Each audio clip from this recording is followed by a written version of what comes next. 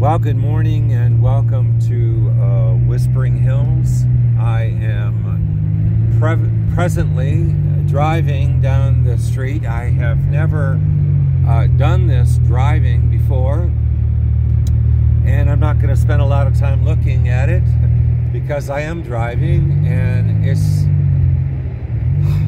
I wanted to write this down, get it out there for all of my listeners, because kind of having a lousy day, and I as you know, with the problem with my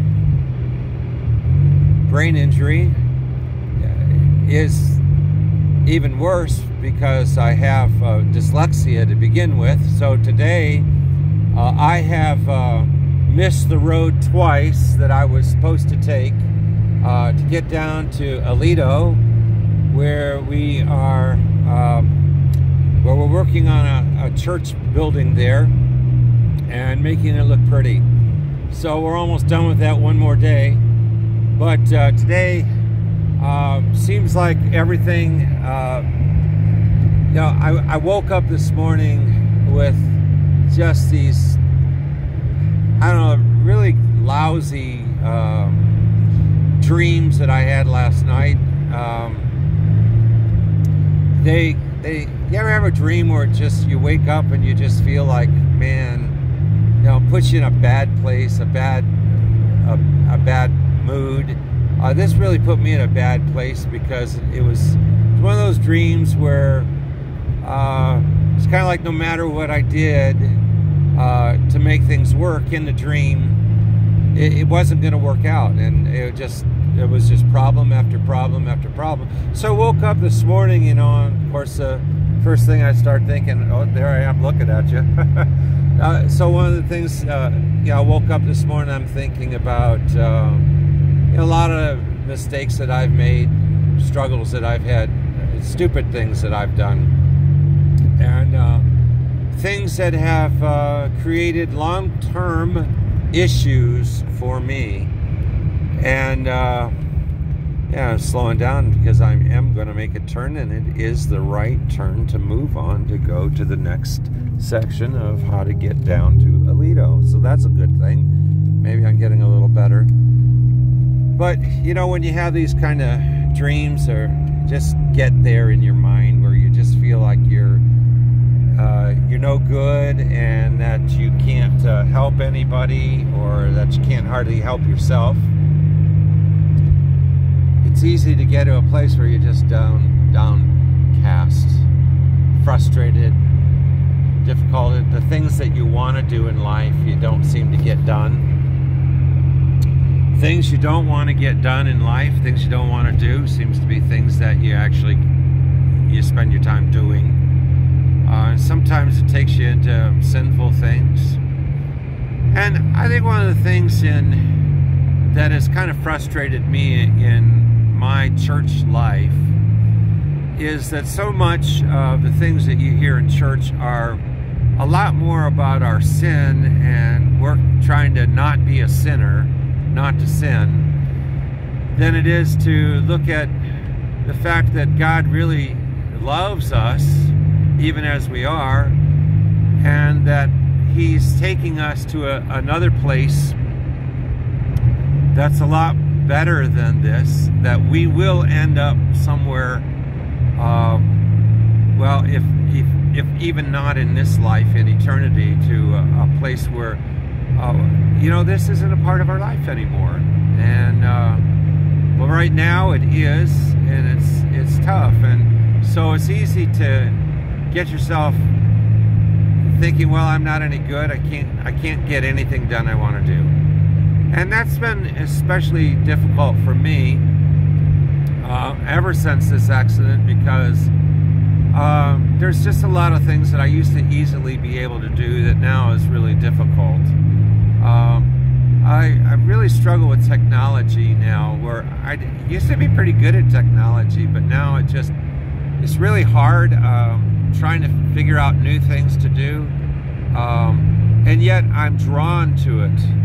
And I'm drawn to YouTube, and I'm drawn, very deeply drawn to this channel and the place of helping people to grow into deeper relationship with God. And yet it's hard because I want to do a better job with this than I'm able to do right now.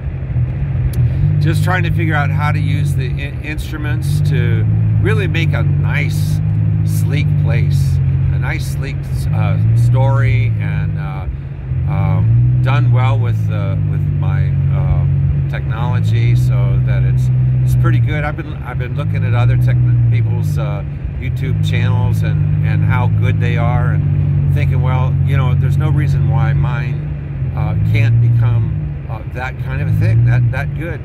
People look at it and say, wow, this guy's really got it on. And yet there's deficits that make it more difficult than it would have before. It is perhaps one of the reasons why I'm more drawn to doing this than I would have thought, because I was doing a little bit of YouTube even before I started really trying to put together this channel and this Whispering Heights ministry. And now I'm more drawn to it, not only because of how hard it is. Now I remember my son, who used to be a ballet dancer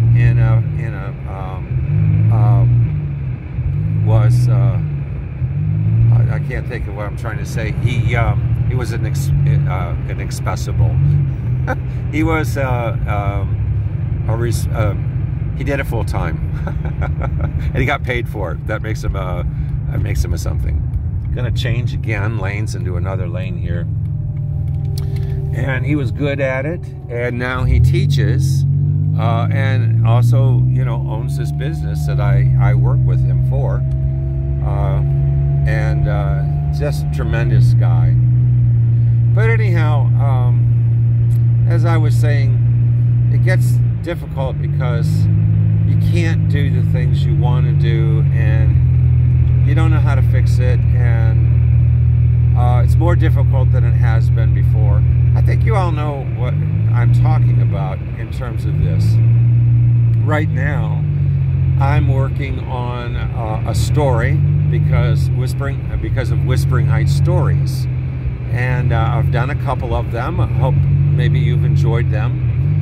Both of those were Christmas. This one that I'm working on right now is not anything at all about Christmas. It's actually going to be a story that relates to a message that Caleb, my son, is working on right now, because he's working with me at Whispering Heights and doing stories as well.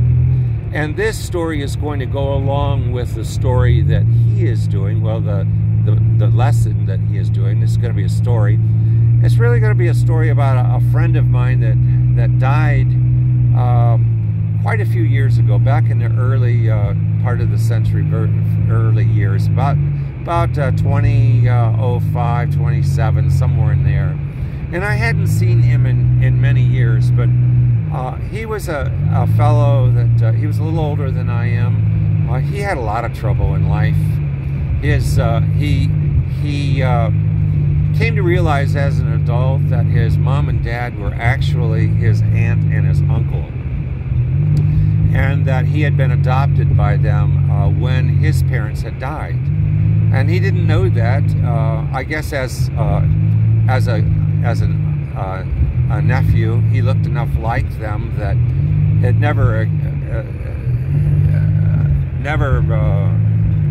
he never realized that, you know, they weren't his parents.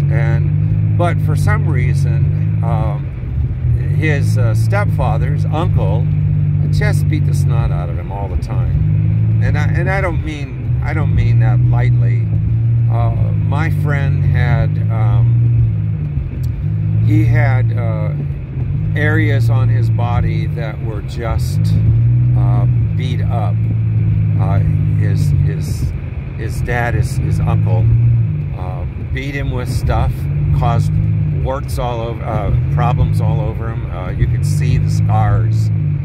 And as a result of that, he struggled a lot in life, and he never was able to completely get over that.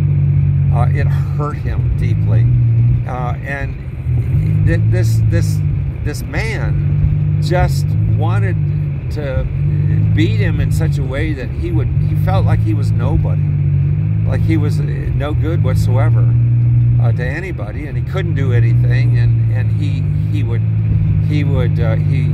thought about committing suicide numerous times. Would call me up sometimes, and we would talk for really talk for an hour or two, and I had to make him promise me that I would be able to talk to him the next day, and that gave him the energy to not kill himself that night. And this went on for a long time, and eventually I left that city and moved on, and our relationship ended. And he had developed another relationship with another friend of mine who is not in ministry, but he was a great guy. In fact, I had a conversation with him recently about this. And they became very, very good friends, and he had the same kinds of situations with this fellow that I did, where he would just have to, spend a lot of time with him and love him and care him. And the neat thing about this guy is that even in the midst of all of this horrible stuff, he really had come to love Jesus. And he wanted to do what is right, and yet it was difficult. He wanted to work things out. He wanted to do better in life, and yet it never really came for him to be able to do that. That these scars were so deep inside of him that his uncle had done to him that he never really could get over it. And I don't know if it's something that anybody could ever get over, but his having this relationship with Jesus Christ and with people in the church who loved him and really did care for him. I really did love this guy, and my friend really loved him too. He's a great guy. He just had such terrible things happen, and so many people take someone like this and they'll they'll sort of beat them up a little bit more, or think that, oh, you should get over this. You can get over this. Just work through this. This piece of cake, work through. That's not a piece of cake. And yet we can, and we're told we can. And he ended up dying of cancer. And and I don't know a lot about that death because I had lived, hundreds of miles away by that point when he died. And but he never gave up on his desire for God. Never, ever. And I know that God honored him in that, and that he's honored now in the hand of God, in the friendship with God that he has face to face. I can't help but believing that someday, and I haven't said his name, don't want to say his name at this time, but I can't believe that in eternity, at some point when it's all over and done with, that Jesus is going to pull him aside and maybe even tell the story of this man and how much he loved Jesus and how much he didn't give up no matter what. And that's going to be an honor for him and an honor for Jesus, and it's going to be an opportunity where I'm just going to sit and be amazed at what this guy had gone through life and how he overcame. And to put it in a biblical perspective, I was thinking about David, King David actually probably, I don't know, probably really is my absolute favorite Bible person, other than Yeshua. David was amazing, and if there's anybody that ever really screwed up in life a whole lot, it was David. And yet David loved God deeply and never stopped trying and just kept moving on and on. And God honored him for that. And then I think about David's son, Solomon. Solomon started out great in life, and he really messed up too. And yet we're not really told whether Solomon ever really returned in his relationship. It seemed like wherever he went, he went deeper and deeper away from God and where he should have been. And the end of his life wasn't good. And where he is now, I don't know. That was between him and God. David, I know I'll see one day. David's going to be amazing to see, to hear his story. Solomon, I don't know. Now, that's the thing that I have to think about, and I think that all of us that want to be Christ followers, that want to be close to God, we're all going to have days like the one that I've had today. We're all going to have times where you just feel like giving up. Today I just kind of got up and thought, I just don't feel like it anymore. I just kind of want to give up. But I didn't. And I move on. I've had a lot of days like that in my life. And sometimes you want to give up on everything in life. And yet you can't. You move forward. Have to be like David. Have to be like my friend. That even though life can throw some really big, horrible things in your life, you can't give up. You have to keep moving forward. And you have to believe that God is with you through that. And that He has a plan that is taking you to a place that's beyond what you can believe in. And can that happen while you're here on this earth? Yes, I think it can, and it should. And that's really what that message I was telling you about that I'm working with Caleb on right now, and also going to talk about my friend here that I talked about today in that message. It can take you to a better place on earth, a better place. You can find healing and a whole new place in life. But I also know that sometimes things are so frustrating, difficult. Just going to make a turn here, almost back almost to where I'm going.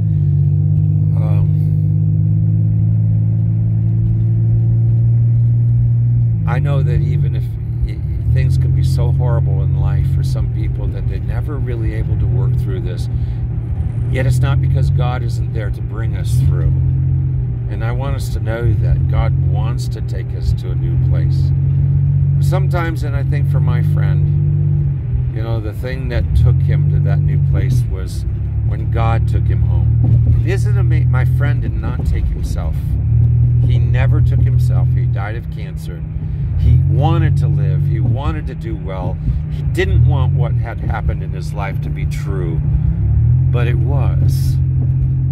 And he was willing to fight through that no matter what, to make it to the other side, to enjoy the blessings that God was going to bring to him and that God has brought to him. So I don't know where you're at in life. I don't know where you are today, or maybe you can think about David or Solomon or my friend or even where I'm at. Wherever you're at. Whispering Heights would have you to understand, believe, and know, as the Bible teaches, as the Holy Spirit teaches us, God's desire is to take us to that new place where these struggles of life, difficulties, just going to stop right here and finish this out, can be over and can be done. We can be finished. And And we can move forward. And we can become more than we ever thought that we could be. It's there for us. It really is. I'm struggling with that a bit now in my life, with all that I've been through in this last couple years. As I said, in the stupid things that I've done in life, some things I don't know how I'm going to overcome. But I guess that's what is meant by the word overcoming. Word overcome. To be overcomers with Jesus. And, well, David, King David, I look forward to seeing you and hope I can be more like you. And to my friend that I've been talking about, I look forward to seeing you again. And I hope that this is an honor to you. And the story that I'm working on for Whispering Heights Stories will be an honor to you as well. That's what I want it to be. And I hope that wherever you're at today, that this has been helpful to you. And if it has, I hope that you'll continue to listen to my Whispering Heights stories and messages and become a subscriber. That would help me a lot. And it will also give you an opportunity to find additional stories that come along and messages, both from me and from Caleb. So you have a great day. I'm going to shut this off. I'm going to go out and paint some more today and look forward to my next message. Take care.